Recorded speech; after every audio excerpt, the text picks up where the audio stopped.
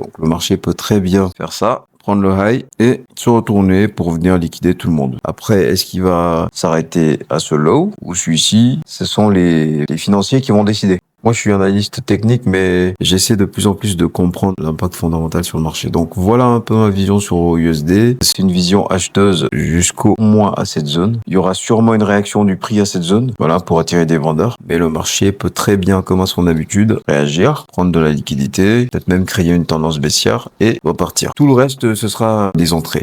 Par cette analyse qui est biaisée plus du point de vue des acheteurs que des vendeurs, le reste, c'est uniquement trouver un point d'entrée. En termes de point d'entrée, comme je le disais vendredi dernier, j'ai pris une entrée dans cette zone. On peut voir clairement que le prix, après avoir pris de la liquidité. Donc, on a ici un niveau de liquidité et on a derrière un OB. J'aime bien les formations comme ça. Donc, l'OB, il peut être en 15 minutes, 5 minutes, c'est pas le plus important. C'est juste une zone. Et lorsque le prix réagit, par exemple, en prenant ce high avec force, derrière, on peut juste rentrer là, au bloc depuis lequel la cassure s'est faite et mettre son stop loss juste en dessous et viser le high. Déjà ça, on a un ratio de 5, c'est pas mal. Parce que derrière, vous voyez bien que lorsque le prix prend ce high, il ne se retrace pas tout de suite, il est parti chercher de la liquidité ici, voire même un peu plus haut à gauche. Il s'est arrêté là, après avoir pris slow. Et derrière tout de suite, retracement.